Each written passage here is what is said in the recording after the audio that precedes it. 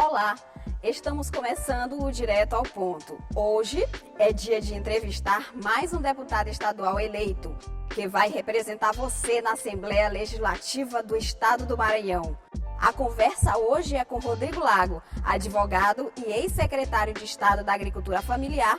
O deputado eleito também já ocupou a chefia das secretarias estaduais de Articulação Política, Transparência e Controle, além da Casa Civil. Rodrigo Lago foi eleito pelo PCdoB. O Direto ao Ponto está no ar.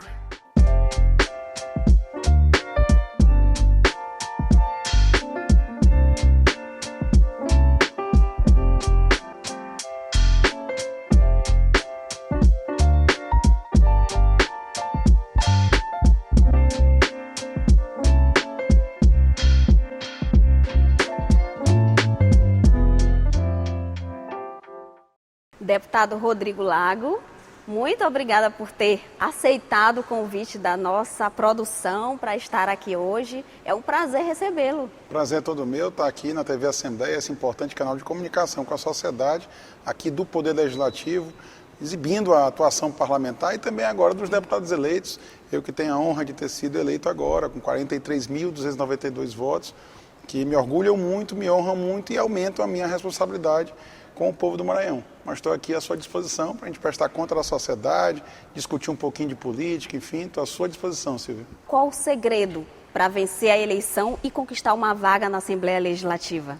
Olha, eu tenho um professor dentro da minha casa, né? Sou filho do ex-deputado Aderson Lago, convivi na política ao longo de praticamente toda a minha vida, pelo parentesco com o Jackson Lago, o saudoso governador Jackson Lago, com o Aderson, que foi deputado, na minha opinião, e aí, sem falsa modéstia, o melhor parlamentar que eu já vi atuando na Assembleia Legislativa.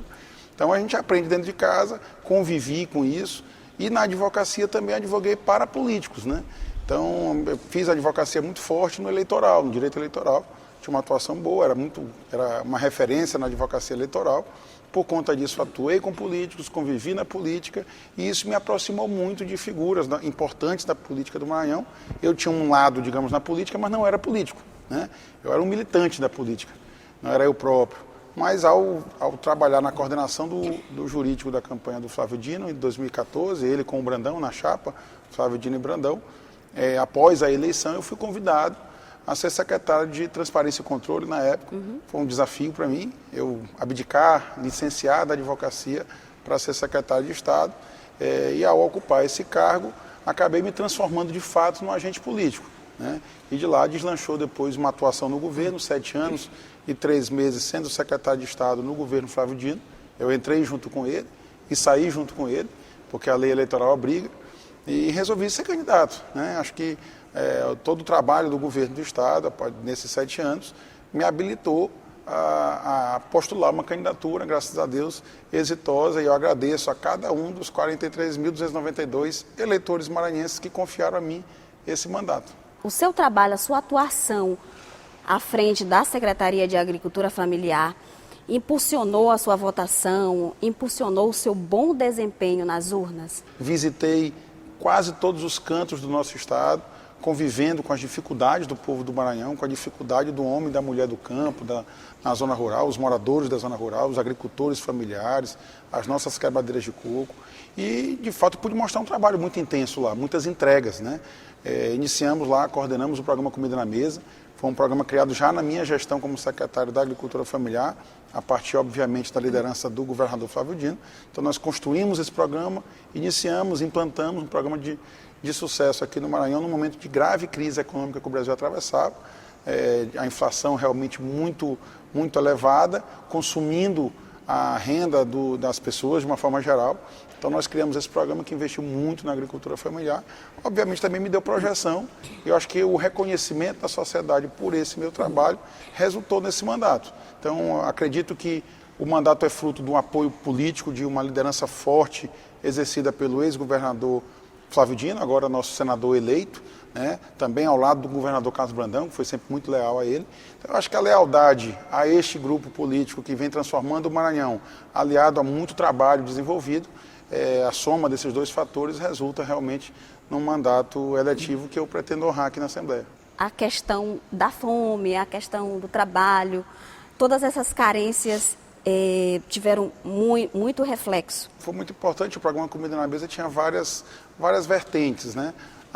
Digamos, a vertente mais ostensiva, mais conhecida do povo, cestas básicas, né? Distribuição de pescados, mas não se limitava a isso. Nós também compramos produtos da agricultura familiar e foi realmente uma compra muito elevada, porque nesse período de pandemia nós percebemos que o governo Bolsonaro recuou nas políticas públicas da agricultura familiar. Existe um programa criado ainda pelo governo Lula, no começo da década de 2000, que era o PA, um programa de aquisição de alimentos. E eu, logo no início, na Secretaria da Agricultura Familiar, percebi que esse programa federal, que era fortíssimo, que ele garante renda para os agricultores familiares e comida na mesa de quem mais precisa na zona urbana, digamos assim, né? E ao perceber esse recuo, iniciei um diálogo com o governador Flávio Dino, com o então governador Flávio Dino, isso no início de 2021, e eu mostrei a ele o recuo do governo federal. E era um recuo inadmissível naquele momento. No momento de grave crise econômica, o governo federal retira o orçamento para a compra de produtos dos agricultores, das agricultoras familiares e, por outro lado, diminui a oferta de comida na mesa do povo. Surgiu a ideia da criação desse programa pelo governador Flávio Dino, que é o programa Comida na Mesa. Eu tive a honra de desenhar a construção desse programa e depois implantar. Então, não é algo que deixa a gente feliz, porque a gente queria que o país não estivesse atravessando essa crise econômica, que nós ainda estamos, tudo caro, né? Tudo caro. O preço do alimento muito caro, inacessível para a população. Então entrou a mão forte do Estado do Maranhão, do governo do Estado do Maranhão, sob a liderança do Flávio Dino, com o Carlos Brandão ainda vice, mas também ajudando muito na coordenação do governo. Nós conseguimos amenizar o impacto da crise no Maranhão. Como eu disse, amenizar não é resolver. Nós não resolvemos. Quem resolve o problema da crise econômica é o governo federal. Ele que detém as ferramentas necessárias para solucionar a crise, para gerar emprego, para fazer o dinheiro circular no nosso país. Mas como o governo federal estava inoperante nesse ponto, entrou o governo do Estado. Então eu te digo, foi uma honra muito grande ter coordenado esse programa, mas a gente fica triste pela necessidade desse programa. O ideal era que ele não fosse necessário, essa distribuição e oferta de alimentos para as pessoas, mas com o desemprego cada vez mais elevado, a inflação cada vez mais elevada, o salário mínimo sem reajuste real, enfim, uma grave crise econômica, sem um enfrentamento correto pelo governo federal, o governo do Estado teve que entrar. E o Flávio Dino sempre dizia isso, o nosso senador Flávio Dino, que onde não atua o governo federal, o governo do Estado tinha que atuar. E a gente encontrou forças necessárias, orçamento para isso, e de fato amenizamos essa crise. A gente espera agora ter mudanças no país para que essa crise seja apenas uma página virada da nossa história e a gente possa de novo construir um país melhor, com desenvolvimento, enfim, que a riqueza possa ser distribuída entre o povo brasileiro. Quais as outras marcas da tua gestão à frente da agricultura familiar? Olha, o Comida na Mesa foi o carro-chefe e ele acabou abarcando tudo. A gente doou muitos equipamentos agrícolas, kits de irrigação, forrageiras, roçadeiras, motores de pesca artesanal, patrulhas mecanizadas, qualificando a produção do campo, né? Tinha um programa que já existia no governo quando eu cheguei lá, que era o PROCAF, Programa de Compras da Agricultura Familiar. A gente incorporou isso ao programa Comida na Mesa e quadruplicamos o investimento, né? Quando eu cheguei na SAF, o investimento era cerca de 2 milhões de reais. Na saída da SAF, eu deixei 9 milhões de reais assinados em contrato em um ano, né? E a gente na espera, e eu vou pedir isso ao governador Carlos Brandão, que lance novos editais agora, no final do ano, para comprarmos mais produtos da agricultura familiar, ofertarmos mais alimentos para ele. Então, nós potencializamos todos esses investimentos na agricultura familiar. Tivemos uma parceria muito boa com o Sistema SAF, que é o Sistema da Agricultura Familiar, especificamente com a AGERP, a agência que garante extensão rural, assistência técnica aos agricultores familiares, que era dirigida pelo deputado Júlio Mendonça, agora deputado eleito Júlio Mendonça, a quem saúdo pelo trabalho que ele fez pela agricultura familiar do Maranhão, sempre em parceria com a Secretaria da Agricultura Familiar. Enfim, acho que foi muitos investimentos feitos por este governo, um governo que realmente transformou o Maranhão, está transformando o Maranhão.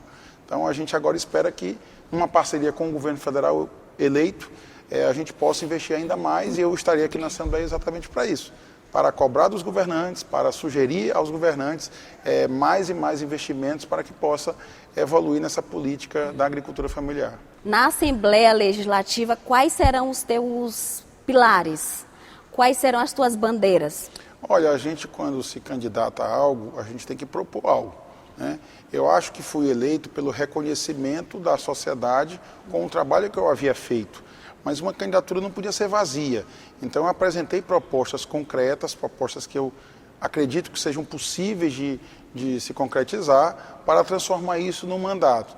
E eu acho que separei mais ou menos 3 eixos que são importantes. Lógico que não limitarei meu mandato a eles, mas o eixo da educação, envolvendo também a educação no campo, especialmente também o ensino público de uma forma geral, a agricultura familiar, por toda a experiência que eu tive ao dirigir essa importante secretaria, que é a Secretaria da Agricultura Familiar, criada por este governo, uma secretaria criada em 2015 pelo governador Flávio Dino e mantida agora pelo governador Carlos Brandão, e finalmente também representar o sistema de justiça na Assembleia. Porque a gente percebe que, eu sei que tem outros colegas deputados que também são advogados, que são bacharéis em direito, mas que efetivamente não representam de fato a advocacia.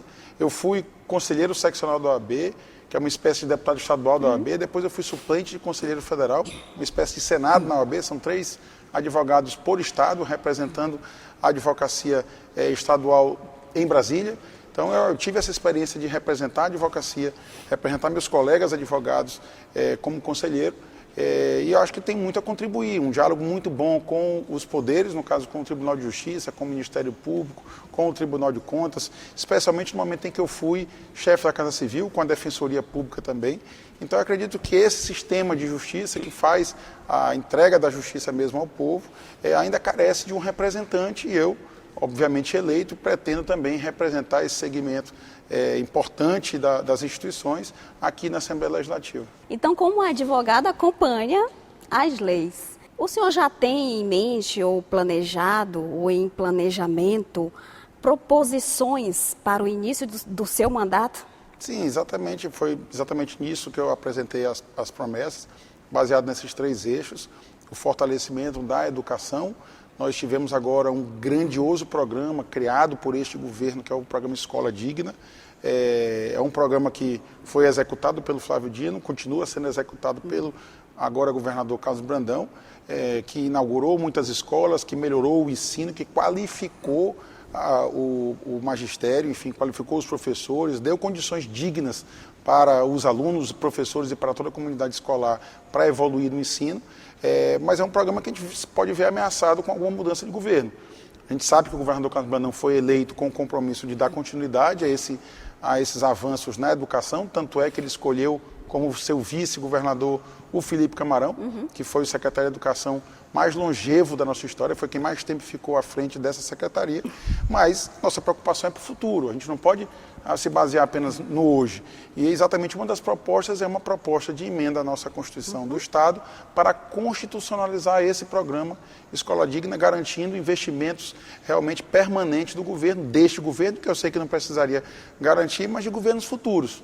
Amanhã sairá o governador Carlos Brandão, amanhã sairá o governador Felipe Camarão, mas ficará a nossa Constituição para proteger esse importante legado que nos foi deixado pelo governador Flávio Dino, que é a criação do Escola Digna. Então, essa é uma das propostas, digamos, imediatas, né?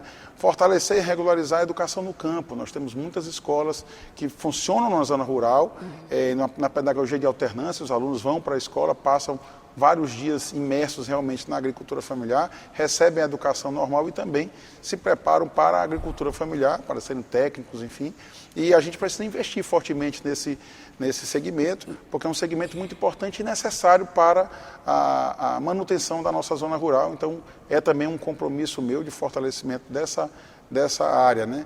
Na advocacia, Silvia, é muito interessante isso. Estou com uma proposta já pronta, espero chegar em fevereiro para protocolar. Já está contando tudo, já né? Já está Ótimo. contando tudo, que é exatamente garantir o respeito às prerrogativas dos advogados em qualquer repartição pública. E para isso eu transformar como sanção administrativa, como infração disciplinar, a violação das prerrogativas dos advogados.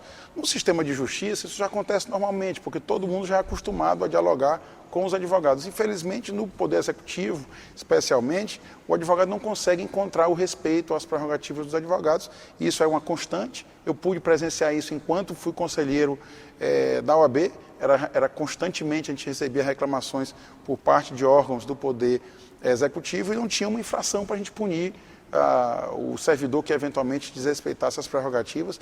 Então é um compromisso meu com a advocacia, com os colegas advogados. Eu vou apresentar isso como um projeto, como uma bandeira, para a gente não só divulgar as prerrogativas, mas também punir quando houver violações na advocacia, na prerrogativa da advocacia. E, finalmente, na agricultura familiar, também levar para a nossa Constituição esse importantíssimo programa que é derivado do Comida na Mesa, que é o programa de aquisição de alimentos da agricultura familiar. Me preocupou muito o início da minha gestão na SAF, na Secretaria da Agricultura Familiar, quando eu fui pegar números de exercícios anteriores, de anos anteriores, e percebi o recuo pelo governo Bolsonaro nessa política pública, né? Recuos orçamentários, quer dizer, o valor que era investido no ano, para o ano seguinte foi diminuindo. No ano de 2021 havia um prenúncio de que praticamente o programa ia se acabar. Mudou o nome do programa, antigamente era Programa de Aquisição de Alimentos, passou a ser Programa Alimenta Brasil e passou a comprar menos. E eu sentia na ponta, porque, como eu disse, eu rodei quase todo o nosso estado. E ao chegar na ponta, os agricultores, as agricultoras, conversavam, dialogavam comigo. E diziam, secretário, mas o programa, houve um recuo, ninguém mais comprou, a gente não está recebendo. E ao sentir isso, me causou preocupação.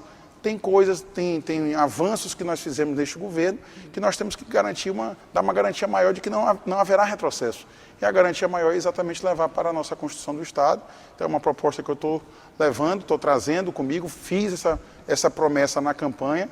Eu sou um homem de palavra, um homem leal com a minha palavra, então vou honrar essa minha palavra e vou apresentar desde o início do mandato essa proposta, dialogando obviamente com o governador Carlos Brandão, com os demais deputados, para a gente construir realmente essa constitucionalização desse programa e que nenhum governante no futuro possa recuar sobre os avanços que nós fizemos na agricultura familiar. O PCdoB fez 5 deputados estaduais, o senhor é um deles. Eu quero que o senhor construísse um raio-x do PCdoB no estado e em nível nacional também, para a gente ter uma ideia. Olha, o PCdoB fez uma opção muito inteligente de compor a federação com o PT e com o PV. E saímos da eleição muito fortalecidos, né? Havia uma tentativa, digamos, de extinguir o partido, né? A ideia era essa, infelizmente, com a criação da cláusula de barreira, com um nível muito forte para ser alcançado. Então nós nos unimos na federação, é um modelo novo, foi copiado, obviamente, em outros países, mas aqui no Brasil era uma novidade. Acabou a chamada coligação, a população tem que entender a diferença entre federação e coligação. Na coligação, você juntava vários partidos até o dia da eleição.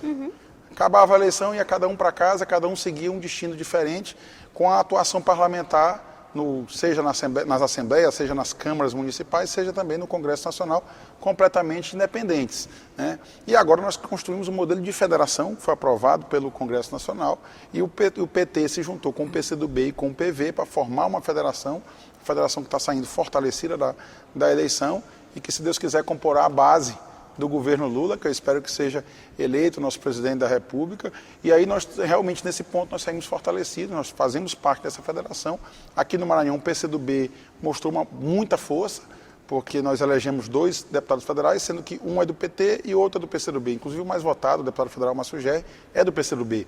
Já na Assembleia nós elegemos 5 deputados e os 5 são do PCdoB, é a segunda maior bancada da Assembleia Legislativa, uma bancada forte, uma bancada que vai dar apoio ao governador Carlos Brandão. Então nós estaremos disponíveis aqui na Assembleia, como segunda maior bancada do Parlamento Estadual, apoiar este governo. Então o partido se mostra forte, se revela forte a partir do resultado eleitoral no dia 2 de outubro. Então, como jurista, o senhor acha que as federações deram certo ou vão dar certo, né? Porque a gente só vai ter mesmo um balanço disso ou uma certeza daqui a 2 anos, nas próximas eleições. Como jurista, qual a sua opinião? Olha, a federação eu acho que é um experimento, nós vamos saber no dia a dia, na prática, né? Especialmente no Congresso Nacional, com a união desses 3 partidos, como será a atuação dos deputados na Câmara dos Deputados e dos senadores no Senado, a partir dessa junção de partidos de diferentes pensamentos, mas de certa proximidade, diferentes, Sim. mas que conciliam em muitos programas e por isso resolveram formar a federação. Então a gente vai saber no dia a dia agora se dá certo ou não, mas tudo indica que vai dar certo. É um caminho que é inevitável, nós criamos muitos partidos no Brasil, nós saímos de um sistema bipartidário lá na ditadura para um modelo que é quase inconcebível, de mais de 30 partidos funcionando no país. Então era necessário diminuir mas era necessário respeitar também aqueles partidos que de fato têm bandeiras muito concretas, né? Que é, por exemplo, os partidos do campo progressista. Então a gente não extingue os partidos, mas permite a união deles. Então nós vamos saber ao longo desses 4 anos, na regra da federação, esses partidos não podem se separar ao longo desses 4 anos, terão que fazer uma atuação parlamentar a partir da eleição, ou seja, na regra antiga você coligava, se separava no dia da eleição. No dia 2 de outubro, ao mesmo tempo, seria o dia da vitória e o dia do divórcio desses partidos. E agora não, os partidos marcharão juntos, então a gente vai saber o andamento disso aí a partir de fevereiro do ano que vem, que é quando tomarão posse os deputados federais eleitos, os senadores eleitos e também os deputados estaduais, a partir desse novo modelo de federação. Liderança do governo na Assembleia Legislativa. O grupo governista já discute isso? Por exemplo, o senhor é um bom nome, né? É governista, apoiou o governador Carlos Brandão. O grupo já discute? Olha, acho que esse assunto é um assunto que diz respeito ao governador especificamente. O governador tem dado sinais claros que nós ainda estamos em campanha, nós estamos ainda no segundo turno. Obviamente que haverá um momento certo em que ele debaterá isso com os deputados eleitos, reunirá toda a base. Então é uma decisão que parte do governo do Estado, especificamente do governador Carlos Brandão, é um cargo de confiança realmente do governo. Então a gente, obviamente, eu sou deputado, então me coloco sempre à disposição como bancada do governo Carlos Brandão.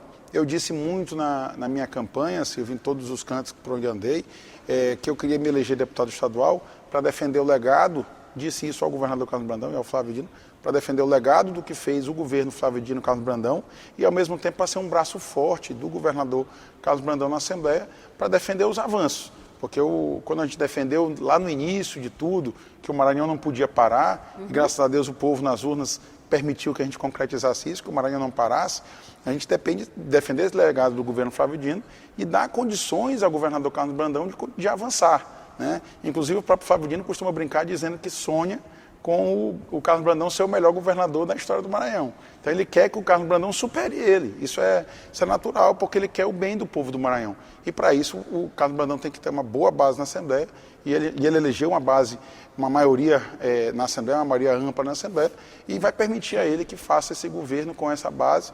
Óbvio que tem outros valorosos colegas deputados, eu acho que essa legislatura foi muito boa, acredito eu. Comparando alguns nomes, a gente vê que houve a chegada de novos deputados, não vou citar nenhum aqui para não desmerecer também quem não for citado. E a concorrência, né?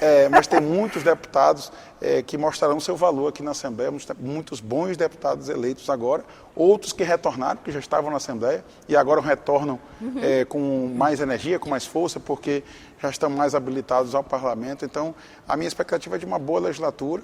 Essa discussão interna de cargos de comissão, de compor algumas comissões, de liderança de governo, liderança de bloco, é algo que ainda vai ser discutido mais para frente um pouco. Presidência da Assembleia. Eu vi que o senhor declarou voto ao presidente, ao atual presidente da Assembleia, deputado Otelino Neto.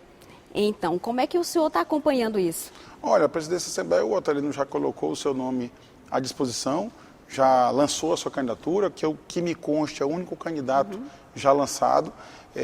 O Otelino foi presidente e eu tive a oportunidade de dialogar bem com ele quando eu fui chefe da Casa Civil em 2018.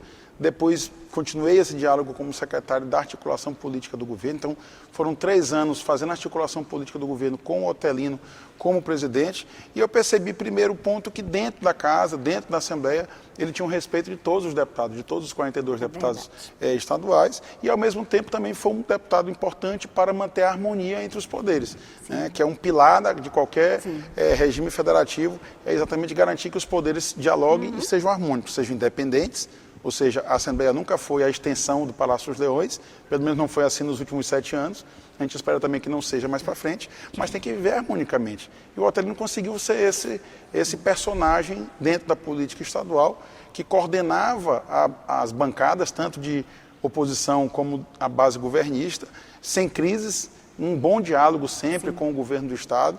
Então, eu acho que ele já está preparado. A gente foi para a campanha e dizia isso, o Maranhão não pode parar. E aí, para que o Maranhão não pare, time que está ganhando não se mexe, né? Então não tem sentido, na minha opinião, mexer na presidência da Assembleia se está dando certo. Então, por isso mesmo, eu, após ser eleito, fui visitar o presidente Otelino, Ele, na verdade, também me ligou para me parabenizar pela eleição. Nós nos encontramos no dia da festa e tal, mas no dia seguinte ele ligou para parabenizar e eu disse que eu ia visitá-lo. E ao visitá-lo, declarei voto a ele, meu apoio restrito à sua candidatura como presidente da Assembleia, exatamente por esses motivos que estou lhe explicando agora. Ele é uma pessoa que está qualificada, preparada para manter a harmonia entre os poderes e a harmonia também dentro do Poder Legislativo, algo que é muito difícil de ser feito e eu acho que ele tem condições para isso. Deputado, o senhor tem o DNA aí da família Lago, inclusive articulou aí apoio da família Lago ao governador reeleito Carlos Brandão. E a gente sabe que o seu tio, o ex-governador Jackson Lago, passou por um processo de cassação na época. Foi um choque para a família, foi um choque para vários apoiadores. E eu queria ouvir agora a sua opinião sobre o que foi aquilo que aconteceu com o Jackson Lago, o senhor que é jurista. Queria ouvir sua opinião sobre isso. Olha, é muito importante o distanciamento do tempo para que a gente conte uma história, né? Eu acho que o distanciamento hoje daquela cassação que aconteceu em abril de 2009, nós estamos aí 13 anos depois desse fatídico episódio da política maranhense, o Jackson foi absurdamente cassado. Tiraram o poder dele que foi dado pelo povo. O povo do Maranhão saiu às ruas espontaneamente para votar no Jackson Lago. Foi um processo totalmente injusto e depois reconhecido como inconstitucional. E quem reconheceu a inconstitucionalidade desse processo foi o Supremo Tribunal Federal e depois o próprio TSE. Só que, infelizmente, naquele momento, né? Tarde demais, o mandato já tinha se concluído e até o próprio Jackson Lago, infelizmente, já não estava mais no nosso convívio. Ele não pôde ver a justiça reconhecer a inconstitucionalidade daquele processo e retomar o seu mandato. Eu, como advogado na época, lutei muito contra a cassação do ex-governador Jackson Lago. Infelizmente, foi uma noite triste, né? Uma noite que nunca se concluiu.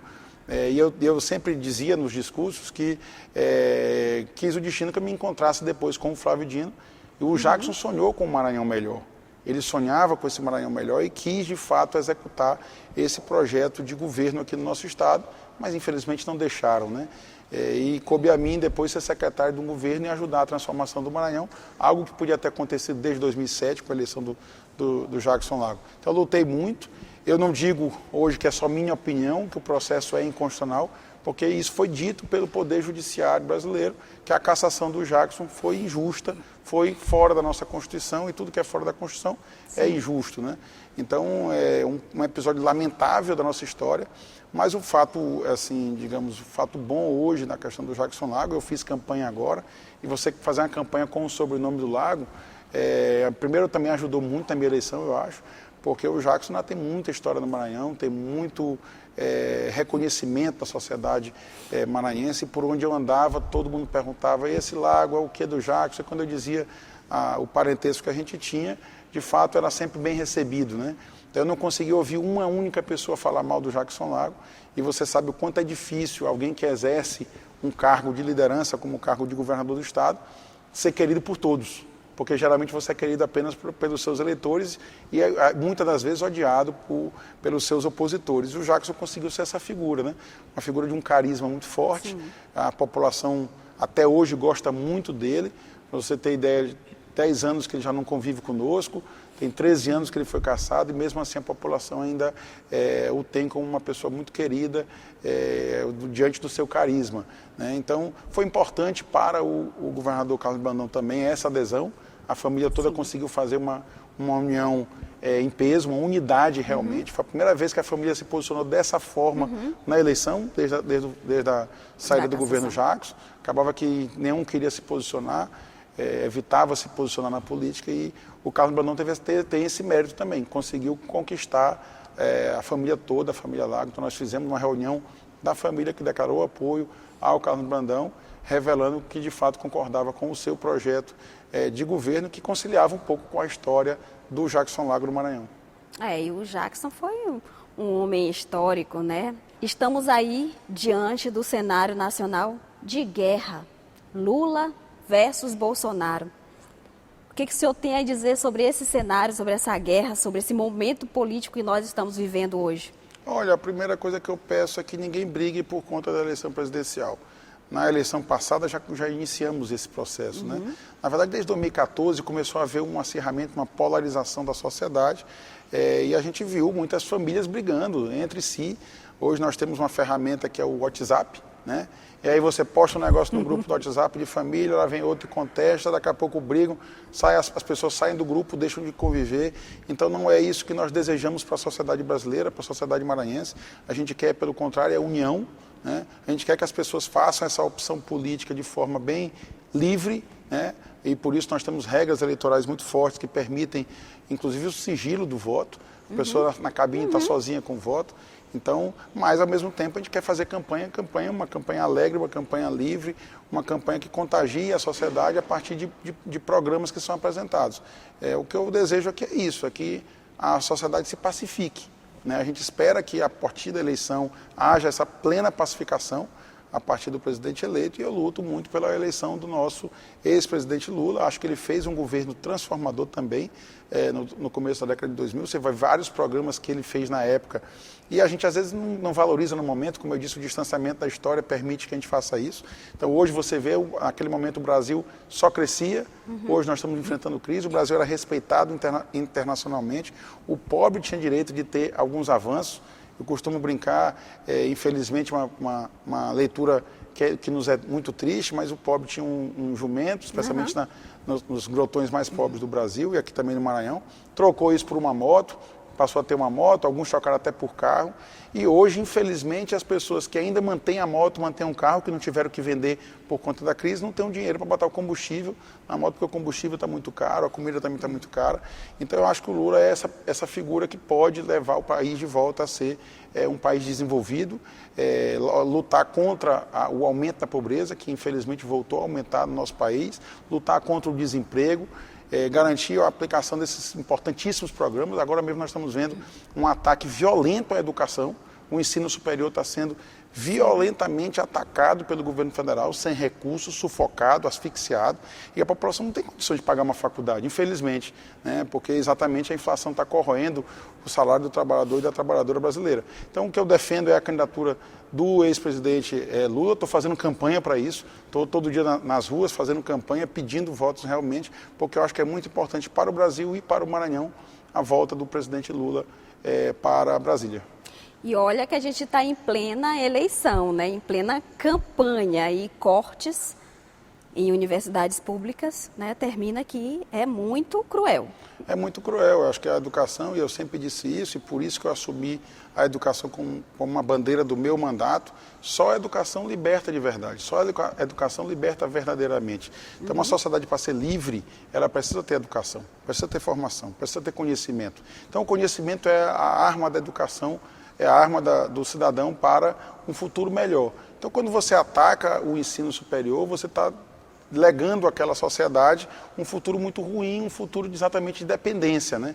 Então, quando você permite a educação, você também permite que aquela população com conhecimento, com formação, com curso superior, com pós-graduação, você permite que essa sociedade sonhe com um futuro cada vez melhor. Então é isso que a gente pensa, é isso que a gente planeja para o nosso país, e eu lamento profundamente esse ataque do governo federal, do governo Bolsonaro, contra a agricultura familiar, contra a educação, e é contra isso tudo que eu defendo o voto no ex-presidente Lula para voltar para Brasília e governar nosso país. E a educação é a nossa melhor arma, né? Deputado Rodrigo Lago, muito obrigada pela sua participação aqui no programa Direto ao Ponto. Sempre, mais uma vez, enaltecendo o papel da imprensa e também da comunicação social dos órgãos públicos, porque permite a gente prestar contas para a sociedade do que nós fizemos e também do que nós pretendemos fazer. A gente, como agente público, tem que todos os dias prestar contas para o povo maranhense, explicando o que a gente sonha com o Maranhão, quais são os projetos que nós sonhamos para o Maranhão, prestar contas e explicar o que nós fizemos também. Então, parabenizar toda a equipe da TV Assembleia, em teu nome e também no nome do diretor Edwin, porque fazem um papel muito importante de divulgar a atuação parlamentar e também agora, nesse momento de transição, dos deputados eleitos. Eu agradeço o convite, estou sempre à disposição da TV Assembleia e do Direto ao Ponto também com o seu programa, que é muito bem concorrido.